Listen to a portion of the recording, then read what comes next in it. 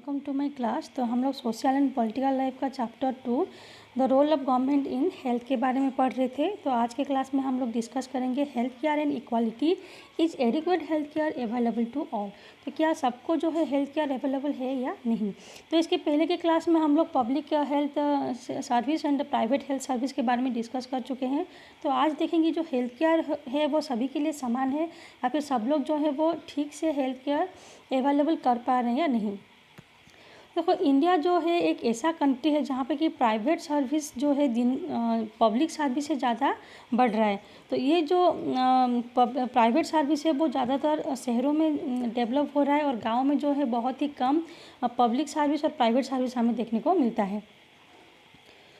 तो जो इनका कॉस्ट होता है प्राइवेट सर्विस का वो बहुत ज़्यादा हाई रहता है। उनका जो मेडिसिन्स होते हैं वो भी बहुत ज़्यादा एक्सपेंसिव होते हैं।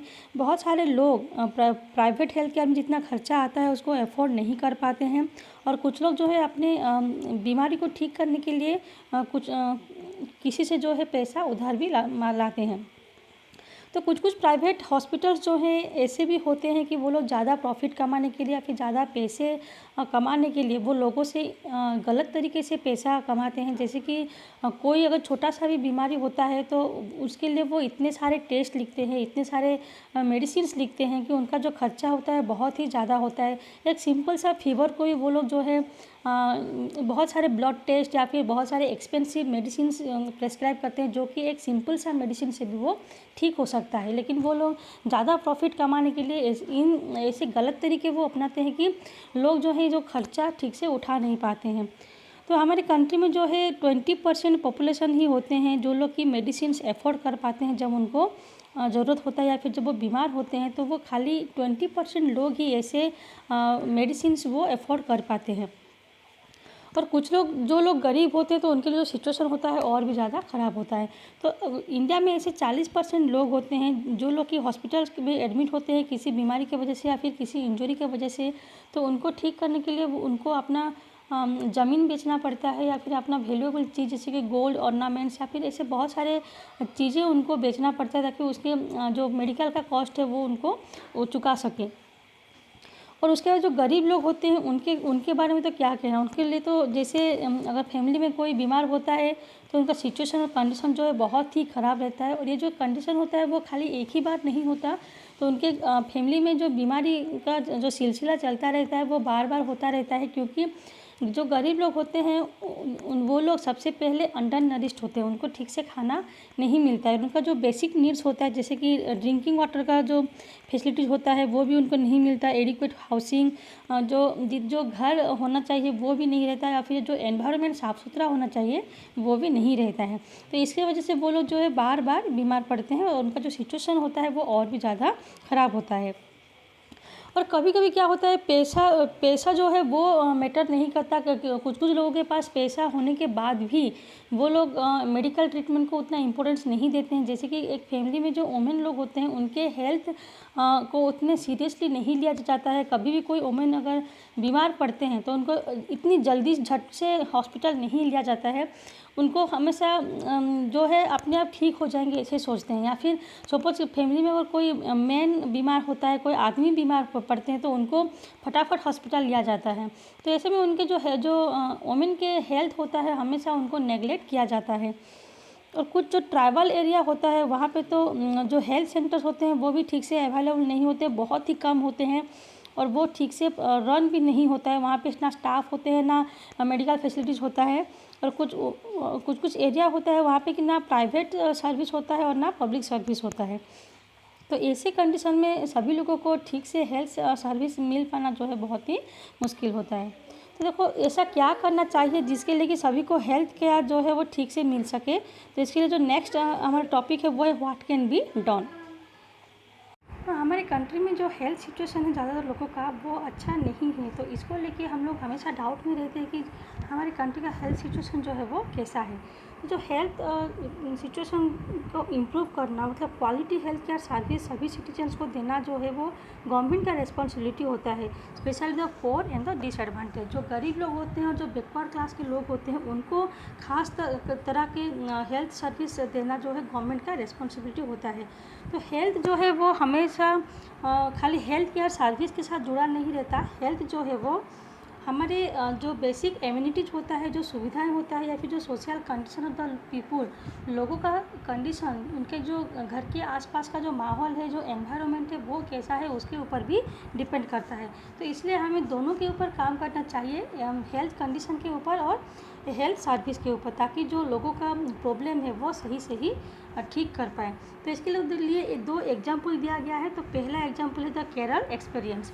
तो केरला में क्या हुआ था वो देखते हैं। तो 1996 में केरल गवर्नमेंट ने ये डिसीजन लिया कि उनके जो एनुअल बजट होता है उसका 40% जो फंड होता है वो पंचायत को दिया जाएगा, ताकि पंचायत में जो गांव का रिक्वायरमेंट्स होता है या फिर जो गांव के प्रॉब्लम्स होते हैं, पंचायत वाले उसको प्लानिंग करेंगे और उसी पैसों को वहाँ पे वो खर्च करेंगे। तो जो प्लानिंग करने के लिए बोला गया था वो था पानी के लिए, खाने के लिए, वुमेंस डेवलपमेंट एंड एजुकेशन। तो फूड, वाटर, वुमेंस डेवलपमेंट और एजुकेशन के लिए जो विलेज पंचायत है उनको प्रॉपर प्लानिंग करके वहाँ पे 40% का जो बजट दिया गया था उसको वहाँ पे खर्च करना है। तो इसके लिए जो पंचायत के जो लोग हैं वो प्रॉपरली प्लान भी किए थे और उसको उसी तरह से इम्प्रूव भी किए थे। तो ये नहीं कि खाली वो इम्प्रूव कर रहे हैं कि नहीं, वो गवर्नमेंट खाली ऐसे ही पैसा दिया और चुप हो गया, वो नहीं। गवर्नमेंट जो है बीच बीच में चेक करता रहता है कि जो वाटर का फैसिलिटीज़ है या फिर जो वाटर सप्लाई है वो सबको हुआ है या नहीं, या फिर जो हेल्थ वुमेंस का हेल्थ कंडीशन है वो कितना डेवलप हुआ है, एजुकेशन के ऊपर कितना खर्चा हुआ है, या फिर प्रॉपर प्लानिंग हो रहा है कि नहीं, वो भी जो है गवर्नमेंट बीच बीच में चेक करते रहते हैं। तो जो विलेज का कंडीशन है ये सब होने के बाद जो विलेज कंडीशन है वो थोड़ा बहुत इम्प्रूव हुआ है। जो स्कूल, जो वर्किंग ऑफ स्कूल्स है या फिर जो स्कूल का डेवलपमेंट है, जो आंगनबाड़ी होता है, तो उनमें सभी जो जितने भी प्रॉब्लम्स होते हैं वो विलेज पंचायत को बोला जाता है और वो लोग उसको सॉल्व करने की कोशिश करते हैं। तो इतने सारे सुविधा, जो इतने सारे एफर्ट करने के बाद भी कुछ कुछ प्रॉब्लम्स है, जैसे कि जो शॉर्टेज ऑफ मेडिसिन्स को ना मिलना ठीक से, या फिर इनसफिशिएंट हॉस्पिटल बेड्स। हॉस्पिटल्स तो बन जाते हैं लेकिन वहाँ पे सफिशिएंट बेड नहीं होता पेशेंट के लिए। नॉट इनफ डॉक्टर्स, हॉस्पिटल्स और बेड होता है तो वहाँ पे डॉक्टर्स नहीं होते हैं। तो ऐसे कुछ प्रॉब्लम जो है वो अभी भी वहाँ पे दिखाई देता है, जिसको कि हमें उसको सॉल्व करने की ज़रूरत होता है। तो ये था केरल का एग्जाम्पल। अभी और एक कंट्री का एग्जाम्पल दिया है, द कोस्टा रिकन अप्रोच। तो कोस्टा रिकन जो है वो सेंट्रल अमेरिका का सबसे हेल्दीएस्ट कंट्री में से एक है। तो उसका जो मेन रीज़न है वो ये कि उनके कॉन्स्टिट्यूशन में ये देखने को मिलता है कि जो उनके कंट्री के जितने भी सिटीजन्स हैं उनको सही सही हेल्थ फैसिलिटीज़ प्रोवाइड किया जाए। तो बहुत साल पहले कोस्टा रिका ने एक इम्पोर्टेंट डिसीजन लिया था। उनके गवर्नमेंट ने ये डिसाइड किया कि उनके कंट्री में आर्मी जो है वो नहीं रखा जाएगा, और आर्मी में जितने भी खर्चा होता है वो सभी खर्चा जो है हेल्थ और एजुकेशन के ऊपर किया जाएगा, क्योंकि आर्मी में जो है बहुत सारा पैसा खर्च होता है। उनके डिफेंस का जो इंस्ट्रूमेंट होता है या फिर आर्मी का जो सैलरी पे होता है उसमें बहुत सारा खर्चा आता है। तो आर्मी के बदले उन्होंने जितने भी पैसा था वो लोगों के हेल्थ और जितने भी जो बेसिक एम्यूनिटीज़ या फिर जो फैसिलिटीज़ होता है उनके ऊपर खर्च किया गया है। तो जो कोस्टा रिकन गवर्नमेंट देखो कौन कौन से बेसिक नीड्स प्रोवाइड किए हैं लोगों को।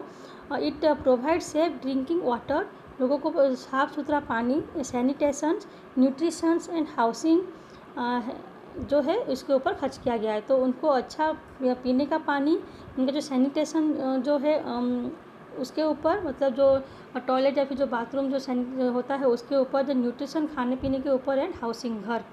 तो इस सभी जो है हर एक सिटीजन्स को ये जैसे करके मिले, तो ये ध्यान रखता है कोस्टा रिका का गवर्नमेंट। तो वहाँ पे हेल्थ एजुकेशन वो भी एक इम्पोर्टेंट माना जाता है, और सभी लोगों को ये नॉलेज होना चाहिए कि जो हेल्थ है उसको कैसे कैसे सही हम उसको केयर कर सके। तो इसलिए हेल्थ एजुकेशन जो है वो बहुत ज़्यादा इम्पोर्टेंट होता है। तो इसलिए देखो यहाँ पे एक दो एग्जांपल दिया जाता है, केरल का जो कि इंडिया में सबसे वो हेल्दीएस्ट स्टेट में से आता है, और एक है कोस्टा रिकन जो कि सेंट्रल अमेरिका में सबसे हेल्दीएस्ट कंट्री में आता है। तो ये था the role of the government in health.